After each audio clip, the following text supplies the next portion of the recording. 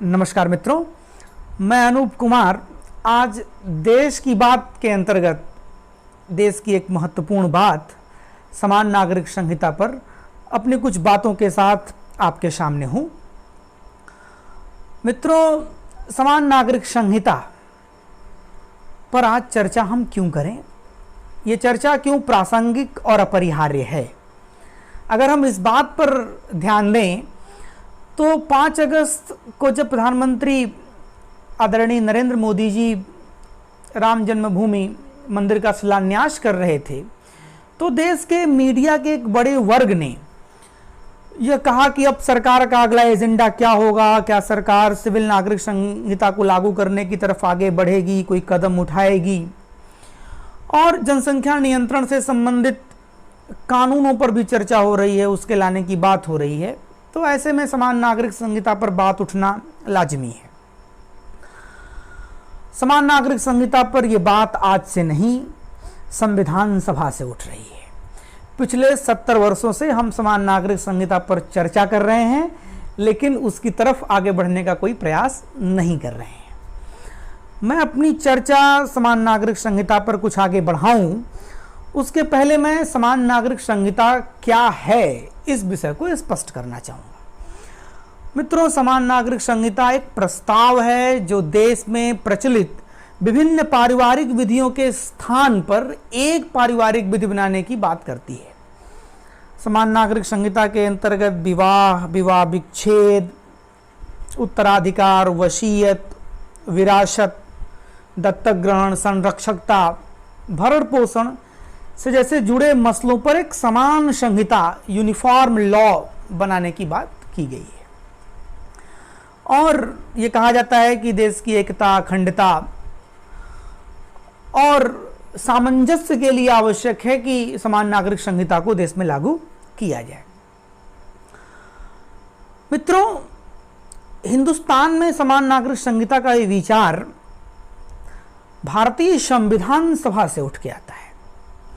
हमारे संविधान के नीति निर्माताओं ने भविष्य का भारत क्या हो इस संदर्भ में कुछ सपने देखे थे और उन लोगों ने उन सपनों को संविधान के भाग 4 में राज्य के नीति निर्देशक तत्वों के रूप में स्वीकार किया था, as a directive principle of state policy. निर्देशक तत्व मित्रों ऐसे थे जिन्हें भविष्य में भारत को लागू करना था या वे भविष्य के भारत के अंग होंगे, ऐसी परिकल्पना थी। और उसी निर्देशक तत्वों में से अनुच्छेद 44 में समान नागरिक संहिता की बात की गई है। अनुच्छेद 44 यह प्रावधान करता है कि राज्य भारत में समान नागरिक संहिता को लागू करने का प्रयास करेगा। तो क्या राज्य लागू करने का प्रयास करने के लिए बाध्य है? तो इसका उत्तर मित्रों सकारात्मक नहीं है। राज्य को लागू करना है, लेकिन राज्य को कानूनी रूप से बाध्य नहीं किया जा सकता है कि वो राज्य इसे लागू करे। लेकिन मित्रों, इसी भाग 4 में एक अनुच्छेद है 37। यदि आप अनुच्छेद 37 को समझें या उसको पढ़ें तो अनुच्छेद 37 दो बड़ी महत्वपूर्ण बात कहता है। पहली बात यह कहता है कि राज्य के नीति निर्देशक तत्व देश के शासन के मूलभूत होंगे, फंडामेंटल ऑफ गवर्नेंस होंगे, और राज्य विधि बनाते समय इसे लागू करने का प्रयास करेगा। दो महत्वपूर्ण बातें आर्टिकल 37 में है। यद्यपि कि यह वित्त प्रवर्तन ही नहीं है, लेकिन राज्य का यह कर्तव्य है कि राज्य इसे लागू करने का प्रयास करेगा।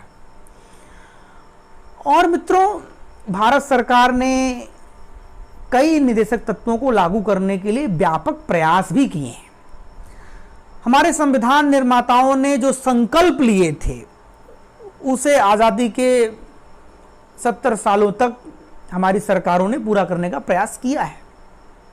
उदाहरण यदि हम लें तो आर्टिकल 39 को लागू करने के लिए जमींदारी उन्मूलन का कार्यक्रम लाया गया, अनुच्छेद 40 को यथार्थता की धरातल पर लाने के लिए ग्रामीण पंचायती राज की व्यवस्था की गई।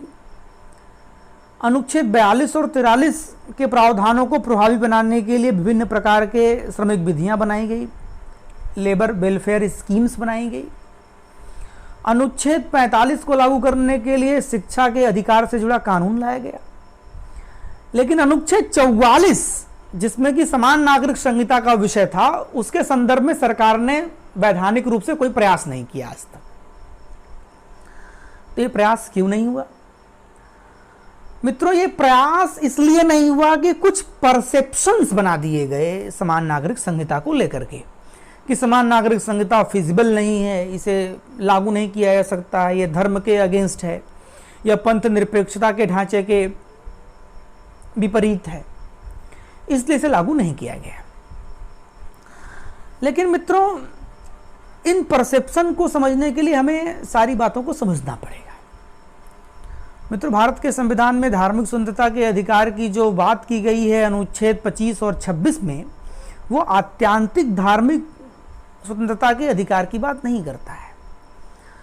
अनुच्छेद 25 में वर्णित व्यक्तिगत धार्मिक स्वतंत्रता का जो अधिकार है वह सभी मूलाधिकारों के अधीन है, लोक स्वास्थ्य, लोक व्यवस्था और नैतिकता के अधीन है।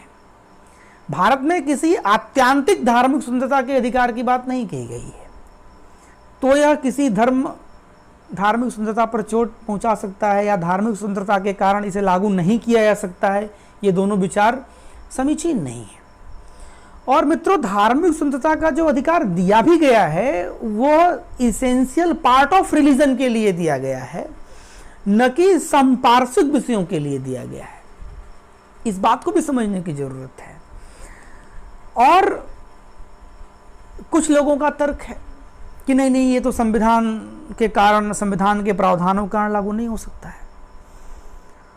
प्रोफेसर फैजान मुस्तफा ये तर्क लेते हैं कि चूंकि मुस्लिम समुदाय एक वर्ग है और अनुच्छेद 14 युक्त वर्गीकरण के विचार और सिद्धांत को स्वीकार करता है और रीजनेबल क्लासिफिकेशन के आइडिया को एक्सेप्ट करता है और इक्वलिटी अमंग इक्वल्स के विचार पर आधारित है, तो इसलिए मुस्लिम समुदाय एक वर्ग है, इसलिए वर्ग विशेष मानते हुए उन्हें विशेष ट्रीटमेंट देने की जरूरत है और इस नाते समान नागरिक संहिता मुस्लिमों पर लागू नहीं की जा सकती है। लेकिन मित्रों, फैजान मुस्तफा का ये तर्क विधि के निर्वचन के नियमों और विधि की प्रिवेलेंट प्रैक्टिस के अगेंस्ट है। ऐसा इसलिए है क्योंकि पूरे भारतवर्ष में किसी जाति मजहब के आधार पर कानून लागू नहीं है, चाहे आपराधिक संहिता रही हो, चाहे सिविल संहिताएं रही हो, वो ये डिफरेंस नहीं करती है कि कौन हिंदू है, कौन मुस्लिम है, कौन सिख है, कौन ईसाई है, कौन जैन है। ये इनके परे होकर के भारत के नागरिक के रूप में लोगों को मानते हुए उन पर विधि इम्पोज की जाती है। तो ये तर्क उचित नहीं है। और दूसरा मित्रों, हम समानता के विचार को, लैंगिक न्याय से जुड़े मामले को, जेंडर जस्टिस से जुड़े विषय को धार्मिक स्वतंत्रता के आड़ में कितनी दिन तक बचाए रखेंगे। तो ये परसेप्शन कि धार्मिक स्वतंत्रता के फंडामेंटल राइट के कारण समान नागरिक संहिता को लागू नहीं किया जा सकता है, ये बहुत ही निहायत सतही है, क्योंकि संविधान ही इस बात की इजाजत देता है कि जो धार्मिक स्वतंत्रता का अधिकार है उसका क्षेत्र बहुत सीमित है और यह कहीं से उसके मार्ग में बाधा नहीं है। दूसरा परसेप्शन ये है मित्रों कि चूंकि भारत एक बहुत बहुलतावादी देश है, यहाँ पर बहुत सारी प्रैक्टिसेस हैं, इस नाते यह प्रैक्टिकल नहीं है कि समान नागरिक संहिता को भारत में लागू किया जाए। मित्रों, मैं एक उदाहरण देना चाहूँगा हिंदू लॉ का। मित्रों, हिंदुओं का समाज भी 80 करोड़ से अधिक हिंदू हैं हिंदुस्तान में और हिंदुओं का समाज भी बहुत बहुलतावादी है। और शास्त्रिक हिंदू लॉ में 2 ब्रांचेस थी, मिताक्षरा और दाय भाग। और मिताक्षरा की 5 उपशाखाएं थी, पंजाब, द्रविड़, महाराष्ट्र, बनारस, मिथिला। इन सारे जगह डिफरेंट लॉज लागू थे और इनके तमाम विधिक ग्रंथ थे। वहाँ की प्रथाएं अलग थी, वहाँ के ग्रंथ अलग थे, वहाँ के नियम अलग थे। तो हिंदुओं के बीच में भी बहुत सारे भिन्न भिन्न प्रैक्टिसेस और लॉज अप्लाई थे हिंदुस्तान में। लेकिन आज Hindu marriage act, Hindu succession act and maintenance act, ये सारे प्रावधान लागू कर दिए गए और समान रूप से लागू किए जा रहे हैं। और आज मिताक्षरा और दाय भाग और शास्त्रिक हिंदू विधि के क्षेत्र को बहुत ही संकुचित कर दिया गया है, आप कहते हैं या तो उसे अर्थहीन कर दिया गया है। तो ये तर्क लेना कि बहुलता के कारण से समान नागरिक संहिता लागू नहीं हो सकती है, तो पाश्चात्य विचारकों ने माना है कि हिंदुओं के परिप्रेक्ष्य में यूनिफॉर्म हिंदू लॉ बना दिया गया है, क्योंकि हिंदुओं पर यूनिफॉर्म हिंदू लॉ लागू हो रहा है, शास्त्रिक हिंदू विधि लागू नहीं हो रही है। Codified and uniform Hindu law Bharat में वर्तमान में हिंदुओं पर लग रहा है, जो कि 1950 के पहले की प्रैक्टिस से एकदम भिन्न है। तो फिर पूरे तबके के लिए हम कुछ मूलभूत बिंदुओं पर सहमत क्यों नहीं हो सकते हैं? फैजान मुस्तफ़ा ये तर्क लेते हैं कि बहुत सारी प्रथाएं अभी भी हिंदुओं पर लागू होती हैं, कस्टम्स लागू होते हैं, कस्टम्स का स्कोप है, ये हाँ कस्टम का स्कोप है। लेकिन मित्रों, कस्टम कैसा कस्टम? हिंदू विवाह अधिनियम की धारा 3 बहुत ही स्पष्ट कर देती है कि हिंदुओं में वही प्रथाएं लागू होंगी जो कि प्रथा होने की शर्त के टेस्ट को पास करेगी। वह न्याय, नैतिकता, लोकनीति की कसौटी पर अगर खड़ी होगी तो प्रथा स्वीकार होगी, नहीं तो कोई स्वीकार होती की बात नहीं है। प्रतिगामी प्रथाओं के लागू होने की बात को स्वीकार नहीं किया गया है, ये बात समझ लेने जैसी है। तो प्रतिगामी प्रथाओं के को हम स्वीकार नहीं कर सकते हैं। और मित्रों, हमने देश में से सती प्रथा हुआ, बाल विवाह हुआ, विधवा पुनर्विवाह हुआ, ऐसे ऐसे कुप्रथाओं को विधि बना करके समाप्त किया है और साथ ही साथ उसे आपराधिक घोषित किया है।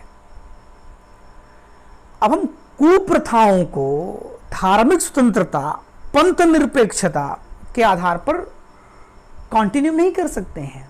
और 3 तलाक के मामले में हमने ये किया है, क्योंकि 3 तलाक की प्रथा एक कुप्रथा थी, उसे क्रिमिनल घोषित किया गया है, पनिशेबल बनाया गया है। और अगर हमें समान नागरिक संहिता के लक्ष्य को प्राप्त करना है तो हमें सब करना पड़ेगा। ये दूसरा परसेप्शन है, वो भी उचित नहीं है मित्रों। और मित्रों, उच्चतम न्यायालय ने अपने निर्णयों में बार बार कहा है, चाहे साहबानों का मामला हो, चाहे सरला मुदगल का मामला हो, न्यायालय ने भारत सरकार को निर्देशित किया है कि वह समान नागरिक संहिता के लिए विधि बना करके इस संदर्भ में प्रयास करे। तो संवैधानिक संकल्प होने के बावजूद और न्यायालय के निर्णय होने के बावजूद अवरोध क्या हो रहा है? हम लोग आगे क्यों नहीं बढ़ पा रहे हैं? मित्रों, पिछली सरकार ने 2017 में भारत के विधि आयोग से यह कहा कि वो यह देखें परखें कि समान नागरिक संहिता और पारिवारिक विधि में क्या क्या रिफॉर्म हो सकते हैं और समान नागरिक संहिता के लिए क्या स्कोप है। और जस्टिस BS चौहान की अध्यक्षता में गठित लॉ कमीशन ने बहुत ही कंसल्टेशन किया और कंसल्टेशन करने के बाद विभिन्न पारिवारिक विधियों में जो मुद्दे इन्वॉल्व हैं उन मुद्दों को हाईलाइट्स किया और बताया कि इन विषयों पर रिफॉर्म की बहुत आवश्यकता है। लैंगिक समानता का मसला हो, लड़कियों के अधिकार का मसला हो या स्त्री पुरुष समानता के अधिकार का मसला हो, इन पर बहुत व्यापक चर्चाएं की गई हैं। लेकिन कुछ वर्ग विशेष या कुछ विशेष तर्कों ने इतना तार्किक रूप से इतनी कि मसला हो या स्त्री पुरुष समानता के अधिकार का मसला हो, इन पर बहुत व्यापक चर्चाएं की गई हैं, लेकिन कुछ वर्ग विशेष या कुछ विशेष तर्कों ने इतना तार्किक रूप से इतनी बातें की कि लॉ कमीशन ने फिर से यूनिफॉर्म सिविल कोड को भविष्य की तरफ आगे बढ़ा दिया है। लेकिन मित्रों, यह समाज जीवन है, हम अपनी समस्याओं को हमेशा भविष्य की तरफ आगे बढ़ा ही नहीं सकते हैं, हमें इन समस्याओं को सुलझाना भी है। ये मामला सुलझ क्यों नहीं रहा है मित्रों? सुलझ ये मामला इसलिए नहीं रहा है क्योंकि हम पंथ निरपेक्षता, धार्मिक स्वतंत्रता जैसे मसलों को आगे बढ़ा करके न्याय जैसे मसलों को पीछे छोड़ दे रहे हैं। मित्रों, यूनिफॉर्म सिविल कोड से जुड़े सारे मसलों में से दो प्रकार के प्रश्न खड़े हैं। एक है मित्रों सारभूत प्रश्न और दूसरे प्रश्न है जो भावनात्मक प्रश्न है। सारभूत प्रश्न क्या है मित्रों? कौन कितना विवाह करेगा और विवाह के बाद पति और पत्नी का पारस्परिक रूप से क्या उत्तरदायित्व होंगे, क्या कर्तव्य और अधिकार होंगे, उत्तराधिकार का नियम क्या हो सकता है, दत्तक, संरक्षण, भरण पोषण से संबंधित नियम क्या हो सकते हैं। यह एक वर्ग का प्रश्न है। और दूसरे वर्ग का जो प्रश्न है कि सप्तपदी महत्वपूर्ण है कि निकाह महत्वपूर्ण है, अनुष्ठान की पद्धतियां कैसी हों, किस अनुष्ठान की पद्धति को स्वीकार किया जाएगा, किस अनुष्ठान की पद्धति को स्वीकार नहीं किया जाएगा, किसी की धार्मिक भावनाएं क्या हैं, किसका अंतोष्टि कैसे हो।